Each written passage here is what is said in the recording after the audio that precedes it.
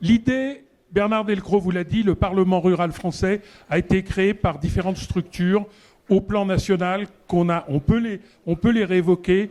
Famille rurale dont a parlé Madame la ministre, maison familiale rurale, les maires ruraux, nouvelle ruralité, leader et l'Union des métiers de l'industrie et de l'hôtellerie.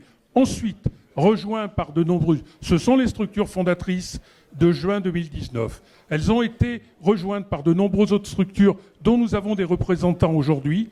Et ce que nous avons souhaité, c'est non pas avoir l'écho des responsables nationaux, mais bien ceux, soit membres de ces structures fondatrices qui vivent au plan local, ou d'autres acteurs comme Yvan, comme le monde associatif. Donc on ne pouvait pas faire passer tout le monde, la liste pouvait être longue. Nous en avons sélectionné une dizaine et nous leur avons demandé, on va employer un terme non rural, de pitcher sur... Nous parlons de ruralité, nous parlons de ruralité avec affection, comme l'a fait le maire ce matin. Nous en parlons avec réalisme, nous en parlons dans le débat, comme ça vient d'être fait, mais de venir nous expliquer, eux, ce qu'ils font dans leur secteur professionnel et leur vision, et puis quel peut être le message adressé à Madame la ministre. C'est donc la formule que nous employons au plan national des questions au gouvernement. Bien évidemment, Madame la ministre n'a pas eu les questions avant, ne peut pas s'exprimer sur la diversité de ces questions. Elle ne répondra pas si elle souhaite s'exprimer sur des thèmes transversaux. Vous avez compris qu'elle est d'une grande souplesse et d'une grande adaptation. Il pourra éventuellement y avoir, par ses services, des réponses plus techniques, mais l'idée, c'est bien ce moment de démocratie et d'expression que je souhaite convivial. Donc j'ai demandé à Yvan de rester avec moi parce que moi je ne vous connais pas et nous allons commencer par quelqu'un qui est passionné et je pense même énervé par le thème de l'eau, qui s'appelle Rémi Audou, que vous connaissez, qui est... Rémi, viens. Et merci de monter à la tribune, qui est l'un des co-organisateurs dans l'équipe des maires ruraux de cette journée. Et Rémi, sur le thème, il m'a semblé que c'était logique, puisque vous souhaitiez vous exprimer sur le thème de l'eau, et on est raccord, donc allez-y. Bien, comme je dois faire bref, je vais aller très vite sur les salutations qui font en général perdre au moins une minute. Donc, Madame la ministre, Monsieur le Préfet, Mesdames et Messieurs les élus, je vais vous parler d'un témoignage sur l'eau. Et effectivement, alors Joël, faute avouée est à moitié pardonnée. Tu as convenu que la loi engagement et proximité de 2019 qui prévoyait cette délégation de la compétence aux communes était clairement un échec. Et bien effectivement, pour l'avoir mis en place dans le cadre de la communauté d'agglomération, avec 11 autres communes, je peux vous le confirmer, c'est un échec. Mais c'est un échec qui a la particularité de ne pas être un échec ponctuel, mais un échec qui revient de façon un peu récurrente. C'est-à-dire que nous avons mis un an, en échange avec les services préfectoraux, pour pouvoir aboutir à une convention de délégation de la compétence. Alors on échangeait pour savoir est-ce qu'on peut mettre tel point, est-ce qu'on peut gérer nos investissements, est-ce qu'on doit déclarer la TVA. Bon, après moultes échanges, on a abouti à une convention qui a été votée, qui a été transmise au contrôle de légalité, qui n'a pas fait l'objet ni de remarques, ni d'un déféré préfectoral, donc qui était exécutoire. Et on s'est dit, on a abouti, on a réussi à trouver une convention, on n'est pas satisfait, mais effectivement, c'est tout le principe du compromis, d'arriver à un échange où chacun a mis un peu d'eau dans son vin. Bon. Puis, en 2021, on dit, alors attention, vous n'avez pas le droit de faire en direct vos investissements ou de demander des subventions à l'agence de l'eau. Bon, déjà un premier échec par rapport à ce qui avait été prévu dans la Convention. Puis, en 2022, quand on a voté nos budgets annexes de l'eau, en prévoyant des investissements au compte 21, immobilisation corporelle, nos budgets ont été envoyés devant la Chambre régionale de la Cour des comptes. Alors, c'était une première expérience pour moi, maire d'une commune de 100 habitants, d'avoir son budget qui était déféré devant la Cour des comptes. Alors, comme il se trouve que dans mon métier, j'enseigne les finances publiques locales, je me suis dit, allons-y, dansons. Et au final, après moultes échanges, encore une fois, les communes ont mis de l'eau dans leur vin en disant, bon, la question qui posait problème, c'était la question d'inscription de crédit sur ces chapitres 21. Allez, acceptons, on fera des opérations pour le compte de tiers, c'est-à-dire que la commune va payer et l'agglo intégrera dans son inventaire. Mais la Cour des comptes nous a dit, vous pouvez déclarer la TVA. Bon, on a avancé. Et puis en 2023, nous avons revoté nos budgets hors taxes, puisque la Cour des comptes nous disait que c'était comme ça qu'il fallait faire. Et lorsque, à la fin du premier trimestre 2023, j'ai voulu faire ma déclaration de TVA, on m'a dit non, vous n'avez pas le droit de faire votre déclaration de TVA. C'est pas vous. C'est la communauté d'agglomération qui doit la faire. Ah, ça faisait 2 ans que je le faisais. Bon, on m'avait jamais rien dit. Je dis, mais attendez, alors comment je fais vu que c'est moi qui facture mon eau à 5,5 ? Je me dis, bah, c'est facile. Alors quand la DGFiP me dit que c'est facile, je suis toujours un peu circonspect. C'est facile, vous allez encaisser de la TVA à 5,5. Lorsque vous paierez vos prestataires, c'est de la TVA à 20%. Mais là, c'est la communauté d'agglomération qui récupérera ce crédit de TVA. Je dis, mais si je calcule bien, 20% moins 5,5, j'ai fait une licence de maths, ça fait 14,5. Donc ça veut dire qu'il y a 14,5% de mon budget annexe de l'eau qui va correspondre à une baisse de la trésorerie de la commune. Je dis, mais là, il me semble qu'il y a un petit problème. On dit, mais non. Et là, ça m'a gêné parce que, étant fonctionnaire moi-même, je suis très attaché à l'impartialité et au devoir de réserve des fonctionnaires. Et le comptable public m'a dit, mais c'est facile, il n'y a qu'à faire un fonds de concours de l'agglomération aux communes de ce delta-là. Oui, sauf que là, on juge en opportunité et il me semble que, aux dernières nouvelles, c'était encore aux élus de déterminer ce qui était opportun pour la commune ou pas. Donc effectivement, cette convention de délégation, à chaque fois, mais je pense qu'en 2024, on découvrira encore qu'un point n'est pas bon et qu'il faudra de nouveau le modifier. Donc la convention de délégation qu'on nous avait présentée comme étant un moyen d'apaisement face au transfert obligatoire de la compétence eau, bon, c'est un échec, mais il y a toujours quand même une vertu, il faut toujours essayer de voir le verre d'eau à moitié plein, c'est le cas de le dire, c'est que cette loi, elle aura au moins la vertu de nous montrer qu'on soit pour ou contre une loi, effectivement, c'est la démocratie, des fois on est favorable à une loi, mais elle passe quand même. Une loi, il faut toujours qu'elle soit bien écrite. Parce que lorsqu'une loi est mal écrite, on fait en fait une énorme punition à ceux qui vont être ensuite chargés de l'appliquer, qui ne sauront pas comment l'appliquer, qui vont devoir revenir à chaque fois dessus.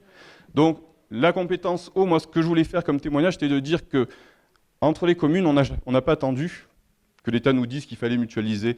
Nous, avec la commune voisine de Tallard et la commune de Châteauvieux, on a créé un syndicat, je crois que c'était dans les années 70, pour créer un château d'eau. On s'est attendu. En 2019, quand il y a eu un problème de sécheresse sur la commune de Lardier, j'ai vu Rémi Costorier, maire de Lardier, là-bas. Quand il y a eu un problème de sécheresse, la compétence n'est pas transférée, la compétence c'est communale, mais il s'est entendu avec les maires des communes voisines pour mettre en place une interconnexion. Et grâce à ça, il a pu apporter de l'eau aux habitants de sa commune, grâce aux communes voisines. Donc, je vais en conclure parce que je sens que je suis un peu long. Ce que je voulais dire, c'est que la commune est tout à fait en capacité de gérer son réseau d'eau de façon efficace. Je voulais quand même remercier le département parce qu'effectivement, quand j'ai un problème d'eau, un réseau qui a pété, etc., je me tourne vers le département et l'enveloppe solidarité qui nous permet d'apporter 30%, même sur du fonctionnement, pour financer ces problèmes, et à l'enveloppe thématique eau qui nous permet de financer ce que l'agence de l'eau ne finance plus. Merci. Merci Rémi. Voilà. Il fallait le dire, on a enchaîné sur l'eau. Yvan, on va passer avec des acteurs associatifs et d'autres maires responsables. C'est quand même un département qui a, on parlait d'identité tout à l'heure, qui a sa propre identité. Vous me disiez, quand on préparait, on l'imagine touristique, certes il l'est, mais ce n'est pas du tourisme de masse. On n'imagine peut-être pas la nécessité de l'équilibre. Quel regard sur cette identité de votre département que vous connaissez bien, vous portez ? C'est peut-être le seul point qui a fait consensus ce matin. C'est que le département des Hautes-Alpes était le plus beau de France. Même le sénateur Roux du département voisin qui s'est absenté, je crois, l'a concédé. Le département des Hautes-Alpes, c'est effectivement un département qui est assez singulier. C'est l'un des départements les moins peuplés de France. Nous sommes le 4e département le moins peuplé de France. Nous faisons à peine mieux que la Lozère, la Corrèze et le territoire de Belfort. Et je suis sûr qu'au prochain recensement, nous passerons devant votre département, monsieur le sénateur. Le Cantal est juste devant nous. Mais les dynamiques démographiques sont à votre défaveur. Vous perdez régulièrement des habitants quand nous gagnons chaque année des habitants. Le département des Hautes-Alpes, s'il fallait en faire comme ça une carte d'identité rapide, je l'ai dit, c'est l'un des moins peuplés de France. C'est de toute évidence le département le plus préservé de l'arc alpin, et de loin. C'est le premier département bio de France, je le dis devant le président de la Chambre d'agriculture, Éric Lyons, qui est là. C'est le château d'eau de la Provence, et ça renvoie à la question qui a été traitée tout au long de la matinée. C'est un des principaux gisements d'énergie renouvelable de France grâce au barrage de Serre-Ponçon. C'est vraiment voilà, ce département qui a cette configuration tout à fait particulière. Vous évoquiez le poids du tourisme dans le département des Alpes, c'est effectivement la locomotive de notre économie. Dans ce département, 30% de la richesse, 30% de l'emploi sont portés par l'activité touristique, avec une très forte capacité d'entraînement sur d'autres secteurs d'activité comme l'agriculture ou le bâtiment et travaux publics, qui sont d'autres marqueurs de notre économie locale. Un actif sur 3, c'est considérable. Mais on est confronté à quelques facilités qui font qu'on se méprend souvent sur la nature de cette activité touristique. D'abord, elle irrigue tout le département. Il n'y a pas de territoire laissé pour compte. La plus petite commune de ce département bénéficie de la manne du tourisme parce qu'elle a quelques commerces, parce qu'elle a quelques gîtes, parce qu'elle a parfois de l'hôtellerie de plein air. La deuxième idée facile, c'est de dire que l'on court après le tourisme des 4 saisons. Ça fait longtemps qu'il est à l'œuvre chez nous, le tourisme des 4 saisons. Il y a très peu de destinations touristiques qui ont la chance d'avoir une activité dans le temps aussi équilibrée que la nôtre. La saison d'hiver est importante parce qu'elle génère les 2/3 des revenus touristiques, mais c'est la saison d'été qui génère le plus de fréquentation. Et le printemps et l'automne, si elles concentrent actuellement quelques 15% des nuitées marchandes, ce sont celles qui progressent le plus. L'erreur d'appréciation, c'est de dire que dans le département des Hautes-Alpes, nous avons un tourisme de masse. Alors oui, nous avons des hauts lieux touristiques, les stations, Serre-Chevalier, qui est la plus grande des stations de ce département, le lac de Serre-Ponçon et d'autres sites encore. Par contre, quand on compare ce que nous sommes avec d'autres territoires, on est bien loin de cette idée du tourisme de masse. Je prends souvent ce chiffre-là parce que je le trouve très révélateur. Dans les Alpes du Sud, pas dans les Hautes-Alpes, pas dans les Alpes du Sud, dans les 3 départements des Hautes-Alpes, des Alpes de Haute-Provence et des Alpes-Maritimes, il y a 65 stations. 65 stations. Quand on additionne le chiffre d'affaires des sociétés de remontée mécanique de ces 65 stations, il est inférieur à celui de la seule commune des Belles-Villes. La commune des Belles-Villes, en parenthèse, 2 stations, Val Thorens et les Ménuires, c'est plus de chiffre d'affaires que les 65 stations des Alpes du Sud. Donc on est bien loin de cette idée du tourisme de masse, même si on a des périodes de forte fréquentation, même si on a des sites qui sont très fréquentés, qu'il faut réguler les flux et les mobilités. La difficulté qui est la nôtre aujourd'hui, et ça renvoie aux propos que vous teniez, Madame la Ministre, c'est que trop souvent, on ne prend pas en considération ce qu'est ce département. Ce sont vos mots introductifs, ne pas mettre la ruralité sous cloche. Et la grande crainte qu'une grande partie des Walpins a, c'est cette impossibilité de continuer à entreprendre et à vivre ici. L'agence de développement, c'est un groupement d'intérêt public qui a été créé à l'initiative du département, mais qui a cette particularité de regrouper acteurs publics et privés, 120 membres fondateurs. La région, le département, les 9 intercommunalités, et à côté d'elle, les 3 chambres consulaires et l'intégralité des syndicats et des fédérations professionnelles. Cette agence, elle est présidée par Patrick Ricou, qui est dans l'assistance. Les travaux que nous conduisons au service des entreprises et des collectivités de ce territoire n'ont qu'un seul objectif, qu'une seule ambition, ou peut-être plus exactement qu'une seule responsabilité. Essayer de trouver un point d'équilibre entre la valorisation d'une nature d'exception, qui de toute évidence est la principale richesse du département des Hautes-Alpes, et sa valorisation. Et sa valorisation pour qu'on puisse continuer, je l'ai dit, à vivre et entreprendre ici. Mais Dieu qu'il est difficile de trouver ce point d'équilibre. Parce que la pression du moment fait que nous n'en faisons jamais assez, ou toujours trop. Que le moindre projet d'aménagement ou de développement est enferré dans des contestations parfois légitimes, mais sans fin. Que la réglementation, Victor Berenguel le sait bien, est d'une complexité infinie. Et il est, lui, autour du lac de Serre-Ponçon, frappé à la fois par la loi montagne et la loi littorale, et certainement d'autres que j'oublie. Et on a vraiment cette difficulté-là à aller plus loin. Alors moi, je voulais vous interpeller, mais vous avez, dans vos propos, répondu à mes préoccupations. Vous avez dit qu'il ne fallait pas mettre sous cloche les territoires de la ruralité. Et le département des Hautes-Alpes, dans sa totalité quasiment, est un territoire rural. Ce qui nous différencie d'autres territoires ruraux, c'est la pente et le relief. Et la deuxième crainte que nous avions, c'est que nous n'ayons pas les moyens de nous développer. Et vous avez évoqué cette volonté de doter davantage les territoires ruraux.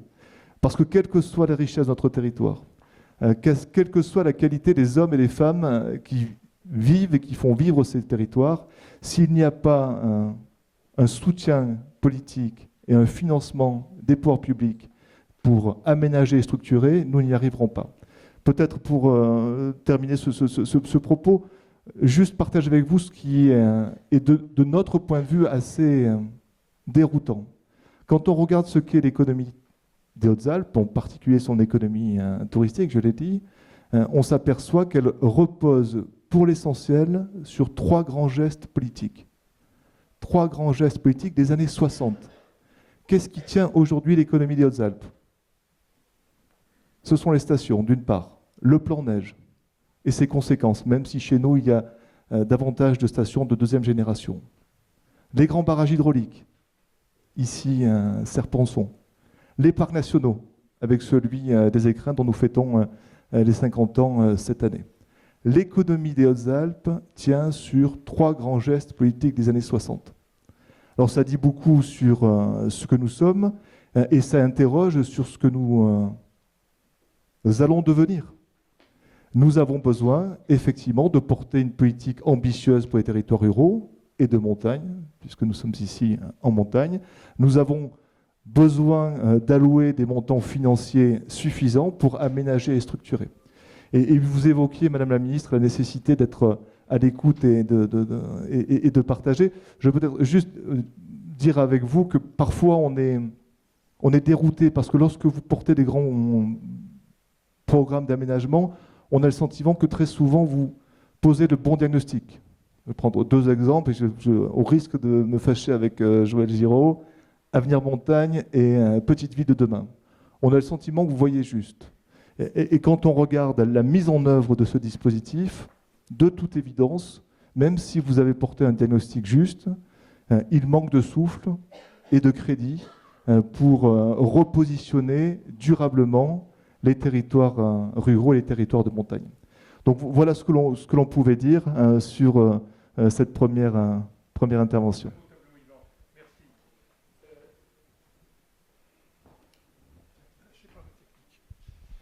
Nous allons enchaîner, nous évoquions le côté touristique avec le représentant de l'UMI, l'Union des métiers et des industries de l'hôtellerie et des Hautes-Alpes, Thierry Fréchon. Merci, Monsieur Fréchon, de monter au pupitre. Vous avez une activité donc saisonnier. Oui, c'est officiel. Vous interpellez. Non, pupitre. Vous avez une activité à Serre-Chevalier. Vous avez également une autre activité dans. J'ai pas l'habitude. Une autre activité dans le Var. Oui. Une activité saisonnier. Et qui dit saisonnier dit question d'emploi. Question d'emploi et pas que ça. Vous connaissez notre président national confédéral, Thierry Marx. Il est très engagé sur l'éco-geste, sur tout ce que nous pouvons faire sur la restauration, sur l'alimentation, sur l'hôtellerie. Et on est très investi on travaille beaucoup avec le président Muselier, avec la région, avec la Chambre des métiers pour essayer de trouver des moyens d'éviter de dépenser l'eau, parce que c'est dépenser l'eau, et aussi les moyens d'éviter d'avoir trop de déchets. Donc c'est une économie, une écologie derrière. Malgré une concurrence déloyale, on va parler de l'emploi par rapport aux sites de location, de logements saisonniers tels que Airbnb. Eux ne sont pas soumis du tout à la réglementation française. Ne payent pas d'impôts, pendant que nous payons, nous sommes taxés sur nos établissements. Et là, c'est un gros problème dans la ruralité, que ce soit dans les villes, dans la ruralité, dans la montagne, sur le littoral. Et par rapport à la taxation, nous, les entreprises, nous sommes, quand nous logeons, quand nous prenons des logements saisonniers, nous sommes en parallèle avec une résidence secondaire. Nous avons toutes les taxes d'une résidence secondaire pour pouvoir employer et loger un saisonnier aux frais de l'entreprise. Je pense que cette concurrence déloyale, on pourrait voir avec ces sites de location saisonnière, peut-être un moyen de pouvoir faire gagner de l'argent aux maires, aux mairies, à la région et à l'État. Le message est clair. Le message est clair, oui. Cette concurrence déloyale, et nous faisons un très gros effort. Et Thierry Marx, on est souvent en train de discuter. Je remercie aussi Anna Glemer, qui est en train de préparer un projet de loi sur les 25 propositions. On est souvent en connexion ensemble pour faire remonter un peu ces problématiques de logement touristique, logement saisonnier, et surtout ne pas aller sur un surtourisme. Nous, on ne veut pas du surtourisme. Nous, ce qu'on veut, c'est un tourisme, donner de la qualité à un tourisme, et surtout apprendre et donner tous ces gestes d'économie et d'écologie au tourisme. Ils sont d'accord, ils sont prêts à venir. En plus, ils viennent dans les Hautes-Alpes et surtout dans le Var, que ce soit au bord de la mer, que ce soit en montagne.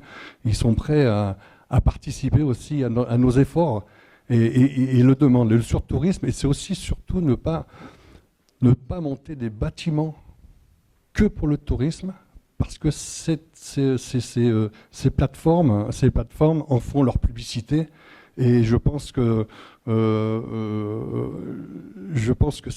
c'est pas bien pour notre département et pour le tourisme. Merci Thierry. Le message est passé ? Bah oui, je pense. Ouais. Eh bien c'est parfait. Ouais. Pour nous, il est passé. Merci de cette précision. Vous montrez qu'une assemblée d'élus, ça n'est pas que les problèmes des élus, les problèmes de la ruralité. Ça, pour nous, c'est important. J'invite à nous rejoindre Rita Sicarella, qui représente Famille Rurale. Comme je vous le disais, madame, bonjour madame, vous venez du département voisin, mais vous avez une représentation régionale. Madame la ministre y a fait une allusion. Nous travaillons régulièrement avec Famille Rurale et aussi pour beaucoup de citoyens et d'acteurs, vous êtes peut-être un peu dans l'ombre, on ne vous connaît pas partout, on ne voit pas ce rôle social et les points d'intervention que vous faites dans différents secteurs qui sont essentiels en zone rurale, la jeunesse, l'éducation, le lien familial et social au sens large. Je vous demande, notre temps est dépassé, je vous demande d'être la plus synthétique possible, Rita. Oui. Alors, bon, tout d'abord, bonjour Madame la Ministre, Monsieur le Préfet, Mesdames et Messieurs les élus et les maires ruraux, et tous les autres aussi, parce qu'on est tous réunis. Alors, je voudrais, en préambule, vous remercier de m'avoir convié donc, à ce moment, parce qu'effectivement, comme vous l'avez rappelé, Famille Rurale est très actif sur les zones rurales. Voilà, c'est une association et un mouvement, le premier mouvement familial dans lequel je milite depuis 24 ans déjà. Et lorsqu'il m'est donné l'occasion de le faire, j'aime rappeler que Famille Rurale a été créée en période d'après-guerre. Il est fondé donc sur l'expression d'un besoin, comme c'est bien souvent le cas en association, et sur le principe d'entraide entre les familles. Donc les principaux champs d'action à l'échelle nationale de notre association sont la petite enfance, la jeunesse, le microcrédit, l'aide à domicile, la défense des consommateurs et l'organisation de loisirs. Alors, il se fait porte-parole également de ses adhérents dans les instances décisionnaires et force de proposition. Aujourd'hui, le mouvement Famille Rurale à l'échelle nationale, c'est 120 000 familles adhérentes, 25 000 bénévoles, 17 000 salariés et le premier mouvement familial reconnu d'utilité publique. À l'échelle locale, la Fédération des Bouches-du-Rhône que je préside, c'est 626 enfants accueillis pour l'ensemble de nos services, 479 familles bénéficiant de services au cœur des villages, 226 jours d'ouverture, 12 375 heures d'ouverture sur l'ensemble de toutes les structures, 141 195 heures réalisées et déclarées auprès de nos partenaires CAF et MSA. 32 salariés et plus 30 salariés en grande saison pour les services EJL, donc enfants, jeunesse, loisirs, notamment dans l'organisation de séjours de loisirs. Les services en gestion directe sont répartis sur les communes des Bouches-du-Rhône, qui sont Orgon, Saint-Andiol-Charleval, Saint-Rémy-de-Provence, Saint-Étienne-du-Grèce, Paradou, Cabriès et Château-Renard. Ces différents services, c'est des ALSH, accueil de loisirs sans hébergement, des crèches, des accueils jeunes et des espaces de vie sociale dans les quartiers politiques de ville. Ces structures d'accueil permettent d'améliorer la qualité de vie des familles dans les villages et ainsi de favoriser la vie en milieu rural.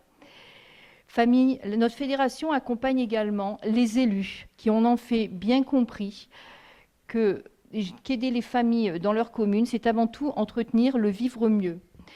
Et je les remercie de leur confiance. En effet, les dotations allouées aux municipalités s'amenuisent et les besoins sont toujours aussi importants, voire plus au fil du temps, ce qui oblige précision et prudence afin d'équilibrer les budgets municipaux. Et c'est en ça que nous les accompagnons. Néanmoins, les élus œuvrant en milieu rural ont bien à l'esprit qu'un défaut en mode de garde dans une commune est un frein à l'emploi et n'incite en rien l'installation de nouvelles familles qui apportent bien souvent et indéniablement une dynamique et représentent l'avenir d'un village.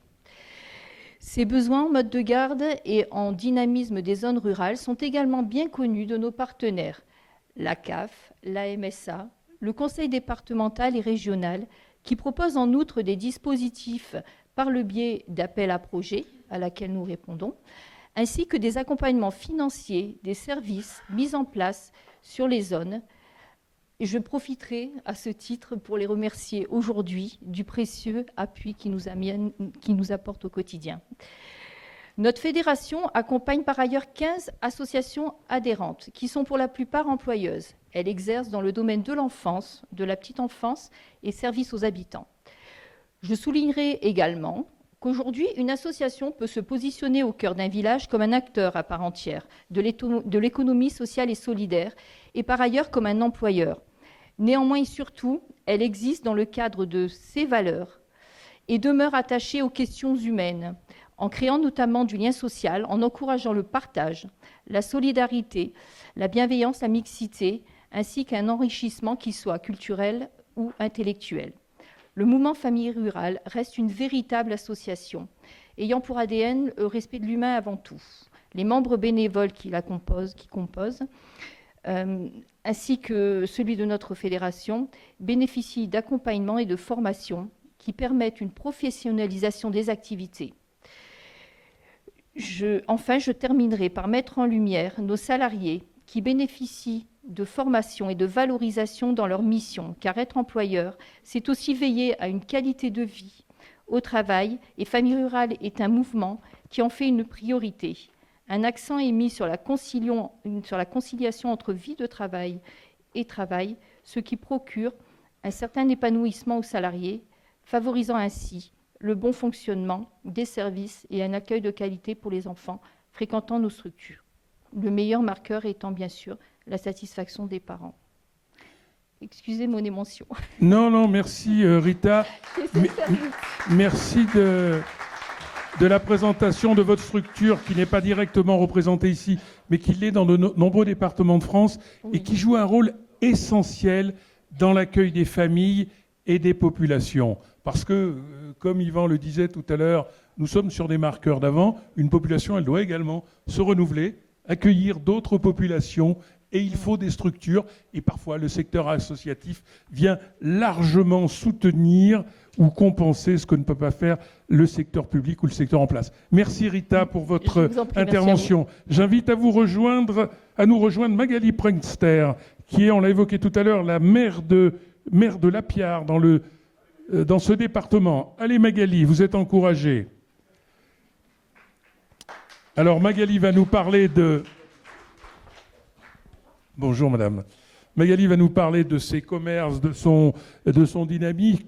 Elle ne représente pas, mais elle pourra éventuellement parler d'un partenaire du Parlement rural qui est la structure Bouge ton coq, qui est une structure nationale qui se développe beaucoup depuis quelques années. Son président, Jérôme Sadier, qui est également le président national de l'économie sociale et solidaire, qui est représenté ici avec lequel nous collaborons régulièrement au Parlement rural français, a une action déterminante et concrète partout en France, dans des villages parfois beaucoup plus importants que les vôtres. Les commerces avaient disparu et grâce à l'initiative de Bouge ton coq, bien évidemment, avec les partenaires locaux, les départements, les communes, vous tous, mais dans une dynamique et une manière de poser la relance et d'appuyer les acteurs, ça fonctionne. Voilà, merci d'avoir pu vous libérer de votre travail. Vous me disiez, quand on a préparé, c'est pas facile, travailler, être maire d'une commune urbaine. Alors, l'épi de la Piard, c'est quoi? D'une commune rurale, pardon. L'épi de la Piard, c'est quoi? Alors, bonjour à tous. Du coup, moi, c'est pareil. Je ne suis pas du tout habituée à prendre la parole en public, mais Ça va bien se passer, là. on s'entraîne. Fin de matinée, on est décontracté. Donc, bonjour à tous. Donc, en effet, je suis maire d'un petit village dans le Buèche, donc 95 habitants, la Piard. Je vais vous parler principalement aujourd'hui donc, de 2 projets que nous avons mis en place au niveau de la commune, dont l'épicerie participative. L'épicerie participative pour commencer et un espace café-bar communal. Donc pour l'épicerie participative, nous avons répondu à un appel à candidature nationale du collectif citoyen Bouge ton coq, en partenariat avec l'association des maires ruraux, donc je remercie Marc. Au préalable, nous avions donc réalisé un sondage auprès des habitants avant de nous lancer dans l'aventure Mon Épi. Le principe de cette épicerie repose sur une gestion bénévole de tous les adhérents qui permet de proposer à prix coûtant des différents produits des producteurs locaux au préalable sélectionnés et donc sans aucune marge. L'épicerie est soutenue par la commune qui met à disposition gratuitement la salle polyvalente et depuis tout juste 1 an, une association a été créée et l'activité a pu démarrer. À l'heure actuelle, nous comptons 15 familles adhérentes. C'est peu pour certains, mais sur 45 foyers au village, c'est plutôt un bon début. L'épicerie travaille déjà avec une dizaine de producteurs locaux et se développe petit à petit. Vous pourrez d'ailleurs savourer tout à l'heure quelques gourmandises locales disponibles dans notre épicerie que je vous ai apportées. Pour le bar communal ou le coin café, nous avons saisi l'opportunité de créer une licence 4 dans le cadre de la loi engagement et proximité, puisque le village ne disposait d'aucun commerce. Les 2 associations du village n'étant pas en capacité de gérer cette nouvelle activité, nous avons opté pour une gestion directe par le biais d'une régie municipale. Le bar est lui aussi installé dans la salle polyvalente, qui porte bien son nom pour le coup, car elle accueille aussi les diverses réunions, y compris les séances du conseil municipal.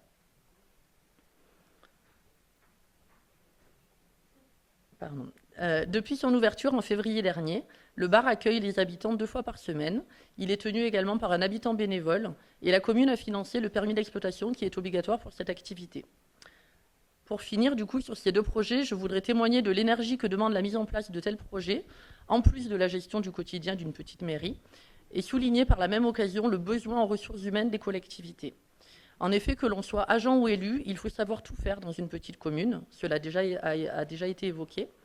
La mutualisation des moyens humains est pour moi une évidence qui permettrait aux territoires ruraux de maintenir des services de proximité et de qualité, tout en offrant aux agents des emplois à temps complet ou presque. Les intercommunalités pourraient par exemple mettre à disposition des communes des agents mutualisés dans les domaines de l'animation, de la communication ou du montage de projets, comme cela se fait déjà par endroits pour les secrétaires de mairie ou les agents techniques.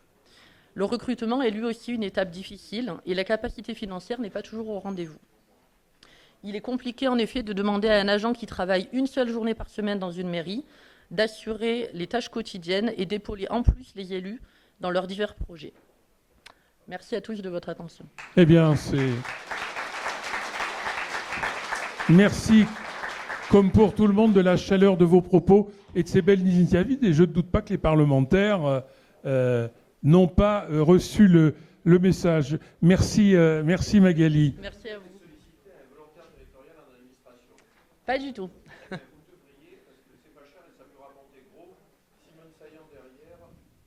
Alors, on est déjà en communication avec l'association InSite de Marseille pour la mise à disposition éventuelle de 2 services civiques. Ouais, mais là, Magali, vous avez le top niveau, là. Hein. Mais encore une fois, là. il faut du monde pour les accompagner derrière.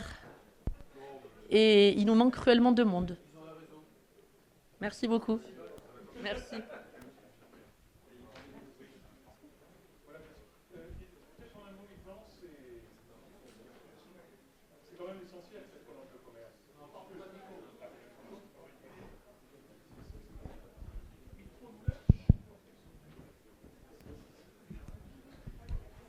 Oui, je disais, cette relance de commerce, ça paraît des détails, ça paraît un élément de la vie sociale, mais c'est du social, c'est de l'économie. Si, ça marche. C'est du social, c'est de l'économie, c'est la vie. Ah oui, et c'est pour ça d'ailleurs que le gouvernement a lancé il n'y a pas très longtemps un café, un village, parce qu'on a compris que le lien social se jouait là aussi. L'exemple de la pierre est intéressant. On évoquait, c'est Joël Giraud qui disait que l'administration ignorait les frontières des bassins de vie. Là, on est sur un cas d'école, une petite commune à cheval entre 3 départements quasiment, qui est dans les Hautes-Alpes bien évidemment, mais qui est tout proche des Alpes de Provence et de la Drôme. On a vraiment cette configuration, cette nécessité de s'ouvrir aux autres. Et puis on évoquait le tourisme qui irrigue tous les territoires. Voilà, la Pierre ne fait pas exception, même si elle a aussi une très belle activité agricole. Moi, j'étais frappé par ce témoignage parce qu'il dit tout de ce que sont les élus de la ruralité.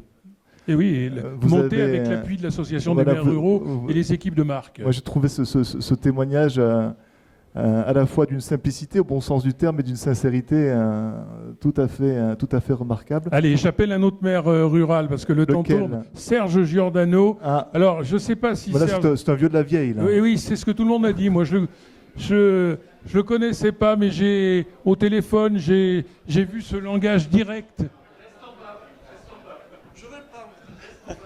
Bon, vous n'allez pas nous présenter votre haute école du bois et de la forêt que tout le monde connaît, que tout le monde vous félicite l'initiative. Quand je dis vous n'allez pas nous présenter, vous direz bien ce que vous voulez, mais c'est quand même un symbole. Vous, le menuisier, d'avoir fait ça, d'avoir relié la région, votre activité de décisionnaire, la nature, c'est un beau projet.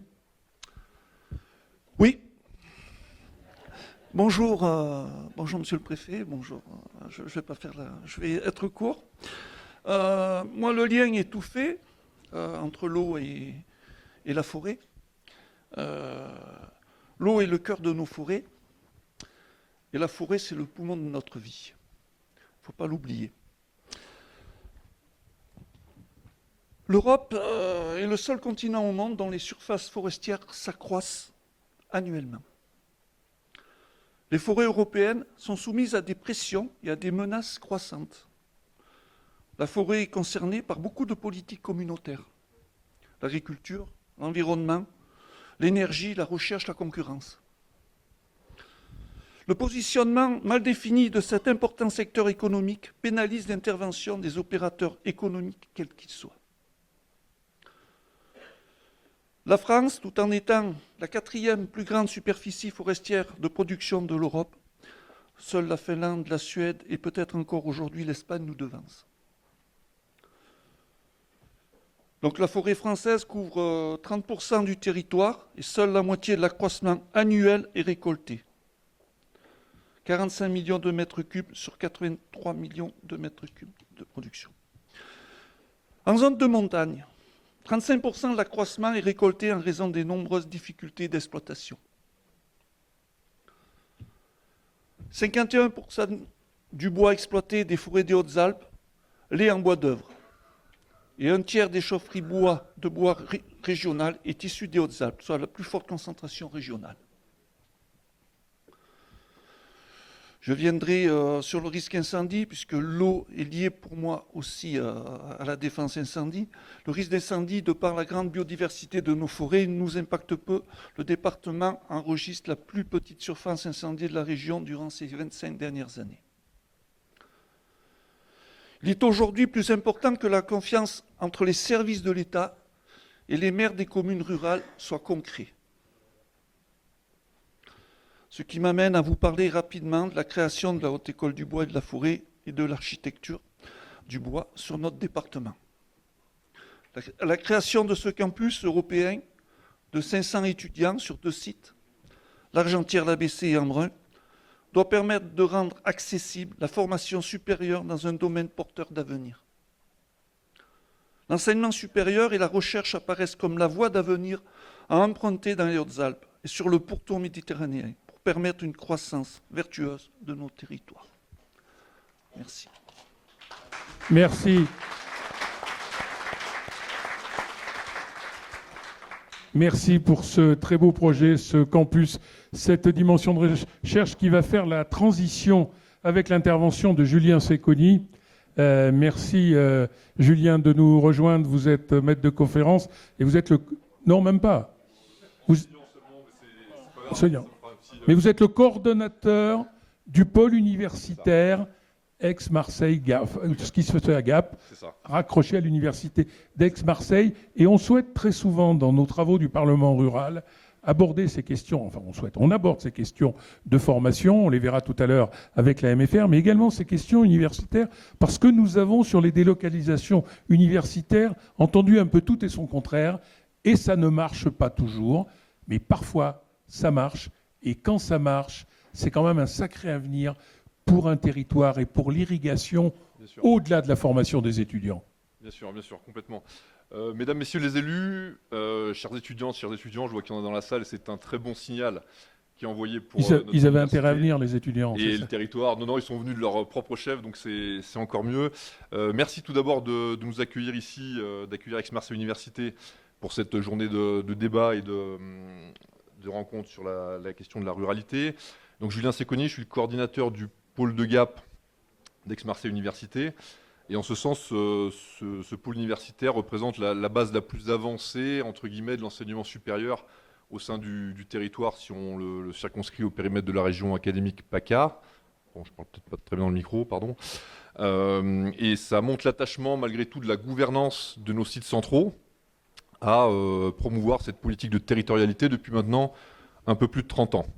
En ce sens, si je résume l'offre de formation, on a 4 composantes qui sont impliquées et qui répondent à 3 logiques de formation bien distinctes. Une première logique qui consiste à dispenser des formations générales indispensables à tout type de territoire, rural ou moins rural.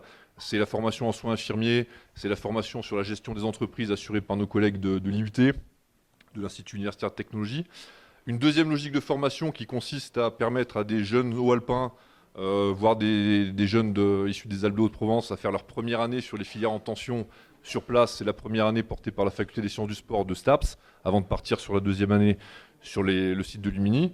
Et enfin, une troisième logique de formation qui vient conclure un cycle de formation universitaire, c'est la licence professionnelle gestion des services sportifs de loisirs, toujours portée par la faculté des sciences du sport, et plus directement et plus sûrement en lien direct avec la ruralité, le master gestion durable des territoires de montagne porté par la FEG et dont la responsabilité est assurée par ma collègue Maud Irzak, qui nous accompagne aussi aujourd'hui.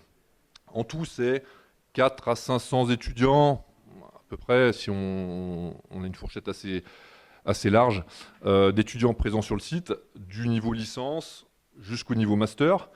Et si ce financement est vraiment supporté par Aix-Marseille Université, il est aussi très fortement soutenu par les collectivités, en chef de file évidemment le département et la ville de Gap, qui par le biais de subventions annuelles nous permettent de faire fonctionner cette structure au plus proche du territoire. Dernier exemple en date, l'ouverture à la rentrée d'un dispositif baptisé Études subconnectées sur le modèle des campus connectés, qui associe la ville de Gap et Aix-Marseille Université pour permettre d'offrir un support logistique et un encadrement humain à des jeunes qui suivent des formations à distance, tous azimuts, des BTS, aux licences, aux masters, et qui leur permettent d'étudier sur place avec un cadre, avec une dynamique de vie étudiante qui est beaucoup plus propice qu'une formation à distance qu'on suit chacun chez soi et qui, en définitive, mène souvent à l'échec. Si je résume, pour faire clair, je sais que le temps nous est compté, ce pôle universitaire, c'est une charnière, une véritable plaque tournante entre l'université dans ses missions de formation et de recherche et le territoire, tant pour l'énergie que génère la vie étudiante que pour la dynamique économique qui en découle pour le territoire. L'université se nourrit des besoins du territoire et la dynamique territoriale est dopée par la présence universitaire en son sein. Pour autant, si on voulait solliciter Madame la Ministre et tout le monde de la ruralité que vous représentez ici, à l'heure où la rentabilité gouverne un petit peu la gestion des formations, on est scruté sur notre nombre d'étudiants. Évidemment, notre nombre d'étudiants dans les formations ne peut pas être le même à Gap, sur le territoire des Hautes-Alpes, que sur Aix, que sur Marseille, que sur Paris, que sur Lyon, etc. On l'a bien compris. C'est vrai que c'est un véritable soutien un peu politique et financier, au moins l'afficher, que le monde de la ruralité soutient les politiques universitaires. Et c'est ce qui nous permettra de maintenir l'offre de formation, garantir l'avenir et surtout la qualité en direction du territoire. Voilà. Eh bien, merci pour cette remarquable synthèse. Merci. Pendant que j'appelle à nous rejoindre Evelyne Pingier, qui est la directrice de la maison familiale et rurale de Ventavon, je vais demander à Yvan, on est aussi là dans l'excellence. Est-ce que les connexions avec le tissu économique et professionnel local d'une antenne universitaire ne peuvent pas encore aller plus loin ? Alors, on a la chance d'avoir dans les Hautes-Alpes une proximité très forte entre les organismes de formation et le tissu entrepreneurial. Les deux témoignages des deux précédents intervenants permettent d'abord de dire que dans ce département, on est à une situation de quasi plein emploi dans certains secteurs. C'est ici que le taux de chômage est le plus bas en région. Et on a besoin vraiment de travailler sur ces questions de formation pour deux raisons. D'abord pour répondre aux besoins en main-d'œuvre des entreprises, pour qu'elles puissent continuer à se développer et à croître, et puis aussi pour installer de jeunes actifs.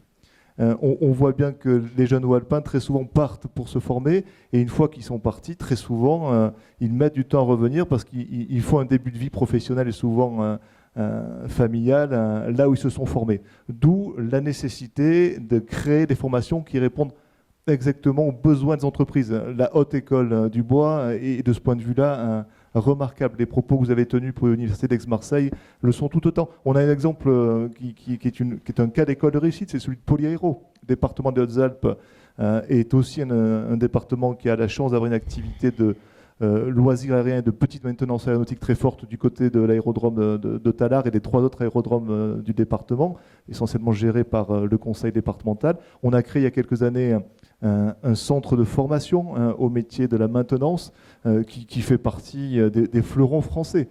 Et on a réussi à capter de jeunes actifs qui ensuite travaillent dans les entreprises aéronautiques du département des Hautes-Alpes. C'est pour ça que ces sujets sont fondamentaux quand on se pose la question de la démographie attirée de jeunes actifs et des besoins en main-d'œuvre. C'est d'abord les clés de la réponse qui sont du côté de la formation. Merci Yvan. Madame Pingier, donc je disais maison familiale rurale. Le Parlement rural a effectivement comme pilier de ses porteurs les maisons familiales rurales par l'intermédiaire de votre président national, Dominique Ravon, qui travaille régulièrement aux côtés de Bernard Delcros et qui est quelqu'un de déterminé, calme, mais qui ne lâche jamais rien et qui croit beaucoup, lui qui a accompagné 30 ans de maisons familiales, à la portée aux possibilités de développement de votre structure. Vous avez la parole, Madame. Alors, notre structure, c'est une association déjà qui s'appelle Maison familiale rurale et la nôtre, c'est Montagne 05. Elle est située à Ventavon. Elle est porteuse d'une activité de formation en alternance qui œuvre pour la réussite sociale et professionnelle des apprenants. Elle est l'une des 430 associations du réseau des maisons familiales rurales en France. Elle dispose d'un contrat de service public avec le ministère de l'Agriculture. Elle est aussi un centre de formation en apprentissage. Dès la 4e, la MFR accueille des élèves en quête d'orientation professionnelle. Et nous proposons après en orientation professionnelle, en diplôme professionnel, 3 filières. Une filière petite enfance, avec un CAP accompagnant éducatif petite enfance. Une filière vente, avec un bac pro technicien conseil vente en alimentation, qui est pour les produits alimentaires et les boissons. Et une filière verte qui, elle, est composée de 4 diplômes, 2 CAP agricoles, un CAP métier de l'agriculture et un CAP jardinier paysagiste, 2 bacs pro, un bac pro conduite de production horticole et un bac pro aménagement paysager. Vous voyez, on a une offre de formation qui fait que notre territoire puisse garder un petit peu ces jeunes auprès de lui. C'est une association qui emploie aujourd'hui 25 salariés qui sont impliqués et qui accompagnent les apprenants avec les valeurs du mouvement. L'écoute, le respect, l'ouverture et la réussite. Une maison familiale qui est accueillie depuis 1986 dans la commune de Ventavon. qui a mis tout en œuvre pour mettre à disposition des locaux à cette association, à ce centre de formation, et qui en a construit de manière à faire preuve de réactivité face à l'affluence des élèves que nous avions reçus. Une maison familiale qui, depuis 36 ans, est au service du territoire, des familles, des employeurs et des formations en évolution. Aujourd'hui, la MFR accueille, Maison familiale rurale, j'ai fait un raccourci, excusez-moi, accueille 154 apprenants, dont 48 apprentis. C'est aussi 170 familles adhérentes, un conseil d'administration composé de 22 membres, un réseau de 700 entreprises qui collaborent, qui nous soutiennent, et bien sûr les communes, le département et la région en font autant. Les partenariats créés par la reconnaissance de la qualité de nos savoir-faire en pédagogie de l'alternance et pour la qualité des professionnels issus de nos formations est très forte. Les moyens d'exister où nous sommes sont les mêmes qu'ailleurs. En revanche, cela nous demande de faire nombre d'efforts pour recruter les élèves et pour attirer les compétences dans un contexte de ruralité. L'environnement est facilité pour ceux qui s'installent en agglomération. Faire vivre un établissement scolaire et d'apprentissage en milieu rural, c'est faire vivre des valeurs et une qualité de formation en dépassant des obstacles tels que l'absence de communauté et d'infrastructures à l'identique des villes plus importantes. Alors, j'apporte une question. Eh bien, c'est très bien, madame. Sachant que nous sommes... Madame la ministre le savait. Ah ben voilà, elle est revenue, merci. Elle a réglé une urgence. Les ministres ont beaucoup de dossiers consacrés une journée. Je le redis, comme le fait Dominique Faure. On la remercie, c'est remarquable. Sachant que nous sommes dans un manque d'équité par rapport à l'urbanité et que nos ressources sont uniquement liées à l'activité de formation au travers d'une subvention à l'élève ou au coût du contrat d'apprenti, ne pourrions-nous pas bénéficier d'un soutien complémentaire pour notre engagement, notre action de contribution à la vitalisation d'un territoire rural ? Merci, Madame Pingier, pour cette question. On ne manquera pas de vous répondre. Voilà, je vous demande un peu de patience. Il reste 2 intervenants, moins de 10 minutes. Et ensuite, tout le monde pourra aller au buffet. J'appelle à nous rejoindre Philippe Kunz. Philippe Kunz a été rapidement présenté ce matin. On aurait dû le faire de façon plus longue par Marc Bénet et par moi-même, comme l'un des co-organisateurs de cette journée. C'est un membre fondateur du think tank Nouvelle Ruralité, qui a généré le Parlement rural français et qui en est le porte-parole. Il est ce versant des citoyens de terrain qui n'ont pas forcément une bannière associative, ils sont dans plusieurs associations, ils se définissent, il a vécu dans un autre territoire rural, il a un métier qui a beaucoup touché à la ruralité et à l'agriculture, et c'est un acteur intéressé par le mouvement des idées, la solidarité, et qui, en rencontrant Marc Bénet, a eu l'idée de notre venue ici. Voilà, c'est bien, tu n'as pas de papier, donc ça ne sera pas long. Ça ne sera pas long, je le promets. Madame la ministre, messieurs les élus et tous les autres.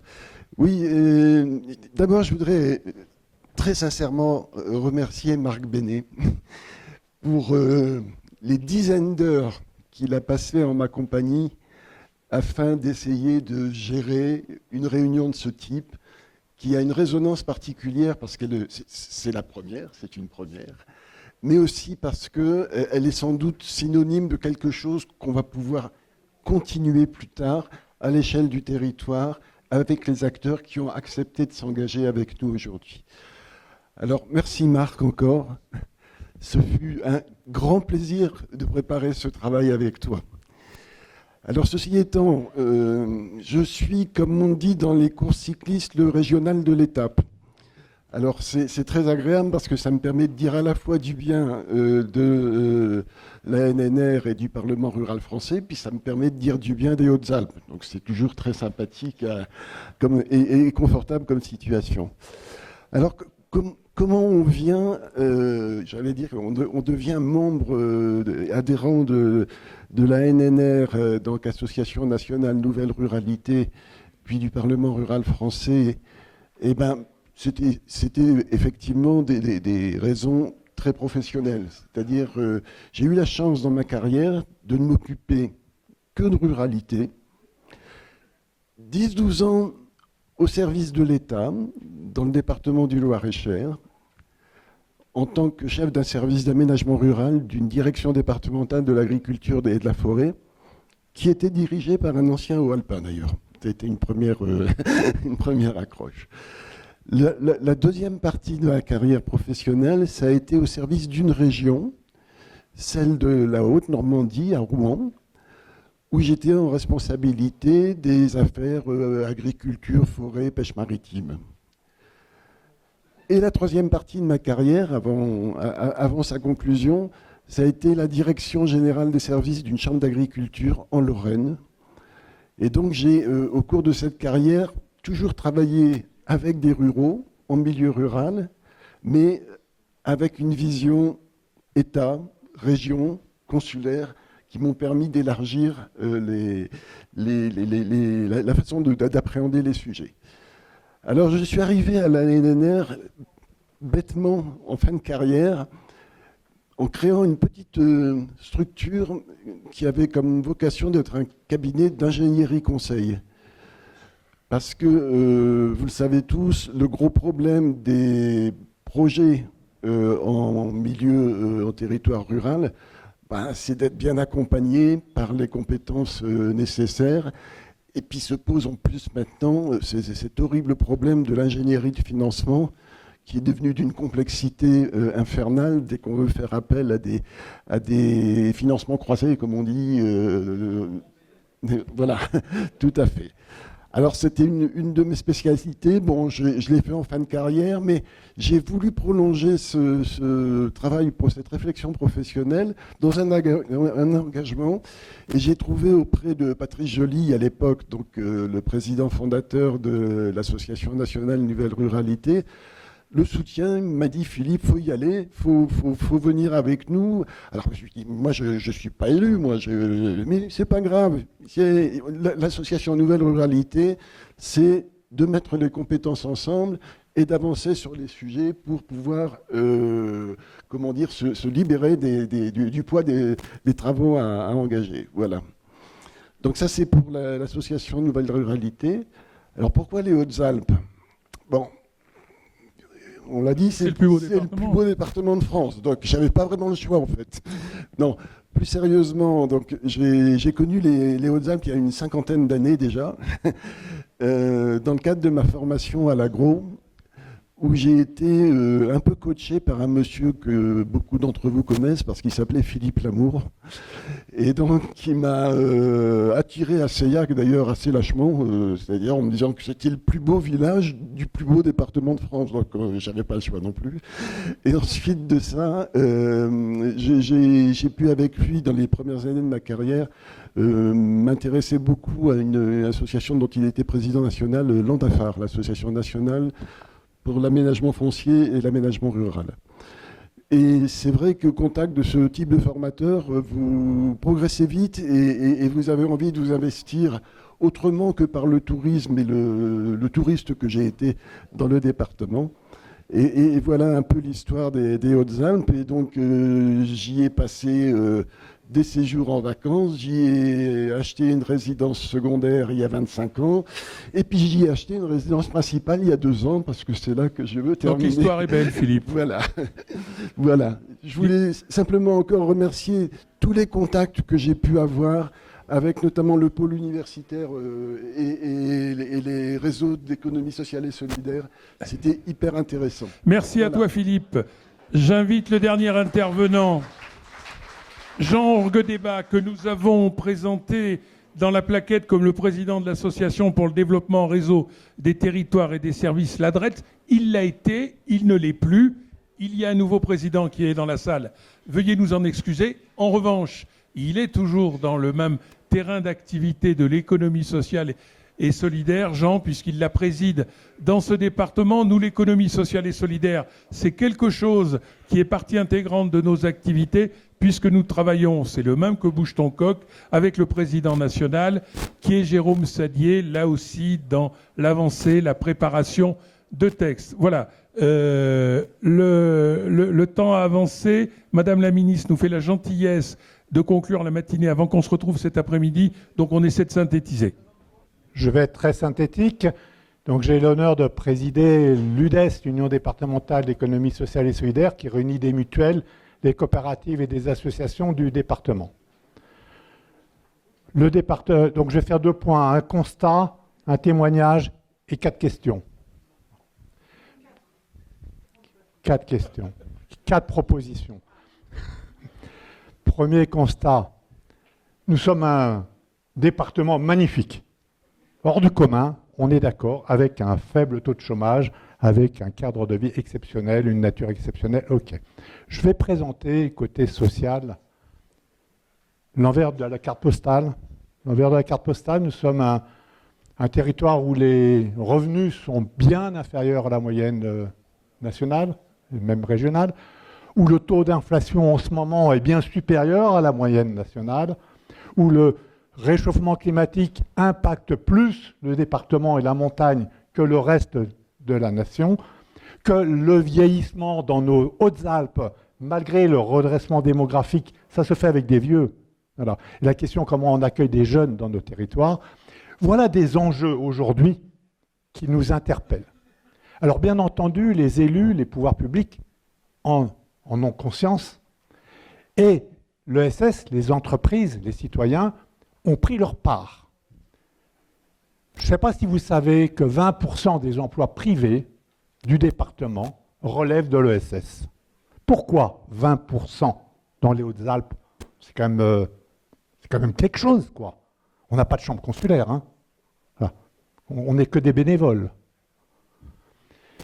Parce qu'il y a des citoyens qui, quand il y a un problème de garde d'enfants, ça a été très bien dit par les maisons familiales rurales, quand il y a un problème, les citoyens disent on se retrousse les manches si on trouve des réponses. Et on va chercher le moyen, puisque le service marchand, ça ne l'intéresse pas parce qu'il n'y a pas de marché, parce que les services publics n'ont pas forcément les moyens non plus de répondre à tout, c'est des citoyens qui s'organisent en coopérative et en association pour y répondre. Je vais prendre 3 exemples récents, mais il y en aurait des milliers. Hein, je vais prendre l'Adret, que je connais bien, qui, il y a 25 ans, avec Joël Giraud, tu te rappelles, on a inventé les maisons de service au public, les maisons France Service. On les a expérimentées dans les Hautes-Alpes depuis 25 ans. Aujourd'hui, ça se généralise pour le monde rural. Aujourd'hui, l'ADRE continue sur les saisonniers. Comment accueillir des saisonniers pour faire marcher l'économie? Il y a une rencontre qui est prévue dans l'Azan la semaine prochaine. Le groupe de travail avec l'ADRE, avec CIPRA, avec Educalp, on travaille avec le comité de massif alpin sur la question de la jeunesse. Comment on fait venir des jeunes dans nos vallées? Comment on les accueille? On crée des conditions d'accueil avec des problèmes de logement, des problèmes d'emploi, des problèmes d'animation, et pas uniquement des problèmes de formation, mais la formation va avec. Voilà des exemples menés par une association. Un deuxième exemple, plus social, qu'on mène avec le département et avec l'État. Nous avons créé à l'UDES la conférence interassociative de lutte contre la pauvreté. Pendant le Covid, avec la crise alimentaire, la précarité alimentaire de beaucoup de nos concitoyens. Et les associations caritatives nous font remonter une augmentation dramatique de cette précarité alimentaire aujourd'hui. Donc avec les pouvoirs publics, avec les associations caritatives, avec la société coopérative d'intérêt collectif, Échange Paysan, qui relie des agriculteurs locaux, on a proposé, grâce à cette conférence, une aide alimentaire accrue, avec des produits frais. Dernier petit exemple, c'est cet exemple de coopération, parce que ça fait longtemps que pour travailler, on essaie de se serrer les coudes et de coopérer pour arriver à répondre aux enjeux. Nous avons travaillé depuis 5 ans à l'émergence d'un projet qui s'appelle Altitude Coopérante. Allez voir sur Internet.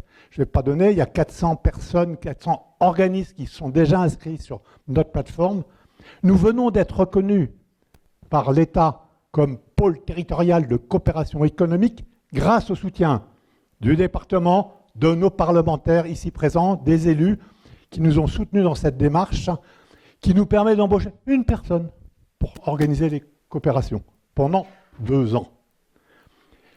Le problème, la richesse de notre territoire, c'est qu'on a beaucoup d'initiatives territoriales. Des élus, on l'a vu avec la Piare, des associations, des coopératives, des citoyens et des entreprises qui prennent des initiatives de terrain. Et là-haut se baladent des financements.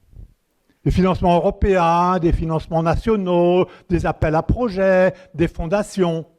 Le problème, c'est que nos initiatives, on a du mal à aller les chercher, ces financements, qui nous passent sur la tête. Pourquoi? J'ai 4 propositions. Première difficulté, c'est on est le nez dans le guidon. On a besoin d'une capitalisation, de prendre du recul. Je vais prendre le recul. On est en montagne, on est en Europe. Il existe une convention alpine. Convention alpine qui a travaillé sur la question des transports, de la biodiversité, de l'eau, du tourisme. Et on réinvente localement des fois des choses qui ont déjà été réfléchies collectivement. Comment travailler en relation avec l'international pour faire réinventer localement ce qui a déjà été réfléchi ailleurs. Première proposition, première difficulté. Deuxième difficulté, nos aides financières sont très en silo. C'est chaque ministère.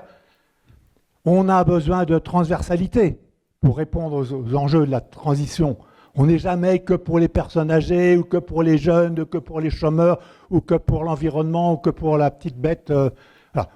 Non, les enjeux sont transversaux.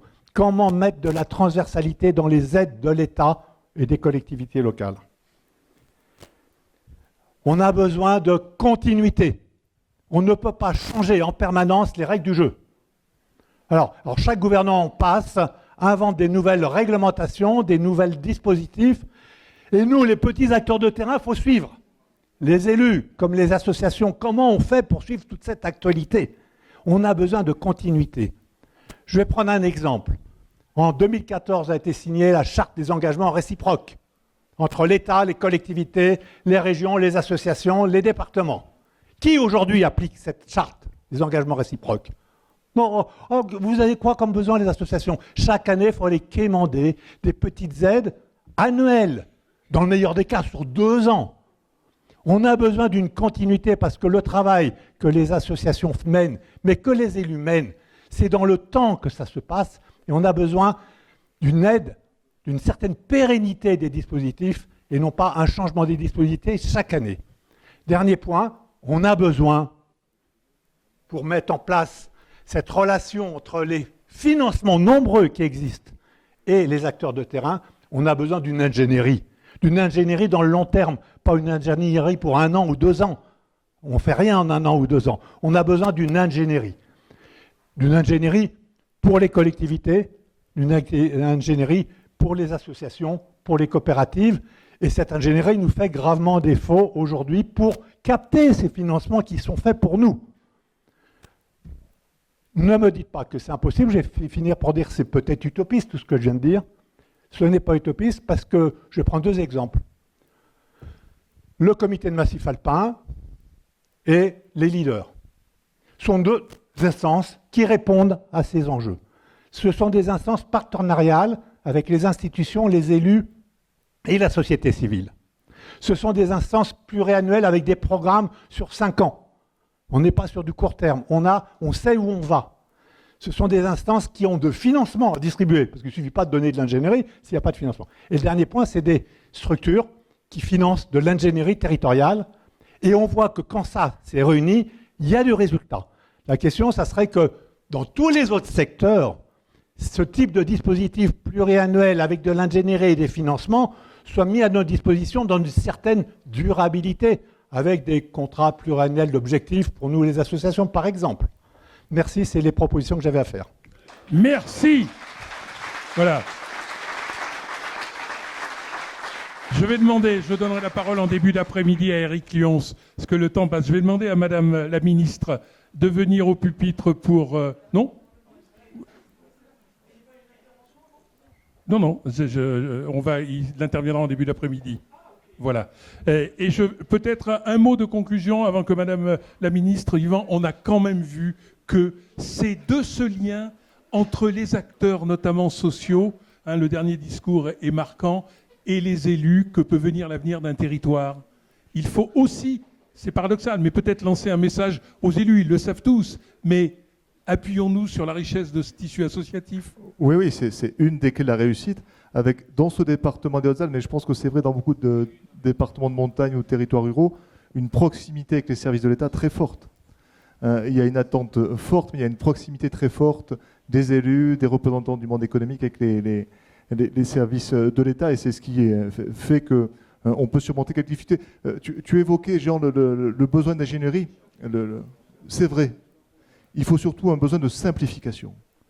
Parce que le risque, c'est, si on aide en ingénierie, que la complexité soit accrue. Donc je pense qu'il faut surtout simplifier les démarches, les financements, leur allocation et leur évaluation. En tout cas, voilà ce que je pouvais dire. Je vais laisser la place à Mme la ministre. Merci Yvan pour cette vision qui nous a remis dans le département. Madame la ministre. Tenez. Merci beaucoup. Plus qu'une conclusion, Monsieur le Président, juste quelques mots complémentaires pour peut-être aller déjeuner avec un peu de baume au cœur. D'abord sur le sujet présenté par le représentant de l'UMI, sur l'hôtellerie et les meublés de tourisme, en fait, on a un projet de loi sur lequel on travaille à l'heure actuelle. Et moi-même, dès septembre, et dès l'AG de la NEL, qui se passait à la Grande Motte, j'avais pris l'engagement et on a fait 3 groupes de travail avec environ 70 personnes qui sont venues pour travailler sur le problème du logement dans les stations de montagne. Et cette contrainte que l'on a, on ne peut plus loger nos saisonniers, on ne peut plus avoir grandi dans son village et y revenir. Il y a un vrai sujet sur lequel on travaille et sur lequel vous avez mon total soutien. Ensuite, je voudrais aussi dire que sur l'intervention qui vise à dire à quel point le lien social, je le redis, est fondamental, mais les commerces sont très importants et on a pu obtenir un fonds de soutien de 12 millions d'euros pour soutenir l'installation de nos commerces en ruralité. Je ne suis pas sûr que tout le monde ici le savait. Et donc, l'objectif, c'est de permettre que dans nos villages, on puisse accueillir un commerce. Vous serez soutenus.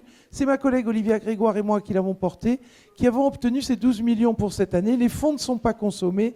Donc, on est à vos côtés pour vous accompagner dans le soutien d'un commerce en environnement rural. Ensuite, sur le sujet de l'ingénierie. L'ingénierie, on a un dispositif que, je crois, Joël Giraud avait porté sur les fonds baptismaux, c'était le VTA, le volontaire territorial en administration. Ce sont des jeunes que nous finançons avec la NCT pour vous permettre de faire quoi ? Juste de l'ingénierie et vous accompagner, mesdames et messieurs les élus. On finance ces VTA. Ça permet à la fois de vous aider à porter des projets et de les écrire, de les rédiger, de faire en sorte que les citoyens de vos communes se les approprient. Et en même temps, ça permet à un jeune de revenir souvent sur son territoire, parce que je crois que le sujet nous tient tous à cœur, et d'y avoir un premier job, 1 an, 2 ans. Nous finançons ces VTA à votre service. C'est souvent des gens qui sont formés sur l'aménagement du territoire. Ça peut être des sociologues aussi. Et ce sont des jeunes qui sont véritablement là, amoureux de la ruralité et destinés à vous accompagner sur vos projets. Pour finir, dire que 2 petits points. Sur le sujet du bois, il nous faut monter des écoles du bois. Alors, monsieur le maire, monsieur le député, monsieur le ministre, la Haute École du Bois et l'importance de la filière bois dans nos ruralités, elle est réalité dans votre département, elle est réalité dans d'autres départements de France. On est là pour vous soutenir, pour vous accompagner. Pour dire aussi à quel point, alors j'avais noté plein de choses, je voulais féliciter Bouge ton coq, parce que voilà, c'est aussi une association qui fait un travail remarquable, qui vous accompagne. Je voulais vous dire à monsieur le représentant de l'ESS à quel point on a l'économie sociale et solidaire chevillée au corps. Je l'ai personnellement. Je souscris au fait que l'économie sociale et solidaire, elle est beaucoup plus forte en ruralité qu'elle ne l'est dans nos territoires urbains. Mais enfin, elle existe quand même. La moyenne nationale de l'emploi en France, de l'ESS, c'est 18%. C'est 20% ici, donc c'est chouette. Et en fait, le statut associatif relève de l'économie sociale et solidaire. Donc toute association qui a les moyens de recruter 1, 2, 3, 5 agents dans l'association relève de l'ESS, et ça a pour vertu toutes les valeurs qu'on connaît à l'ESS, entre autres la redistribution, bien sûr la transition écologique et énergétique souvent est au cœur de tous les entrepreneurs dans le champ de l'économie sociale et solidaire. Nous la soutenons. Et puis, pour finir, je voulais vous dire que sur tous ces sujets, désolé monsieur le préfet, mais le représentant des services de l'État en région, c'est monsieur le préfet. Il fédère une équipe de direction qui sont là. Et en fait, c'est véritablement à ces services auxquels il faut s'adresser quand des choses ne marchent pas. J'en ai noté quelques-unes. J'ai noté les 4 recommandations. Il y aura une table ronde sur l'ingénierie sur lesquelles on a des choses à dire, avec un certain nombre d'acteurs qui sont là et qui seront sur cette table ronde. Mais en tout cas, tout ne marche pas bien. Beaucoup d'axes d'amélioration. En tout cas, j'ai la ruralité au cœur. Le gouvernement veut faire plus qu'on ne fait aujourd'hui. On s'en donne les moyens pour partie. Mais le point d'entrée, c'est monsieur le préfet. Et je le remercie chaleureusement en votre nom. Avant d'applaudir Madame la Ministre, quelques renseignements techniques. Madame la Ministre et Bernard Delcros vont tenir une conférence de presse. Je demande à tous les journalistes d'aller uniquement Madame Faure et Bernard Delcros. Je donnerai la parole en début d'après-midi à Éric Lyons, avant la table ronde, le président de la Chambre d'agriculture, pour nous parler de sa vision des territoires.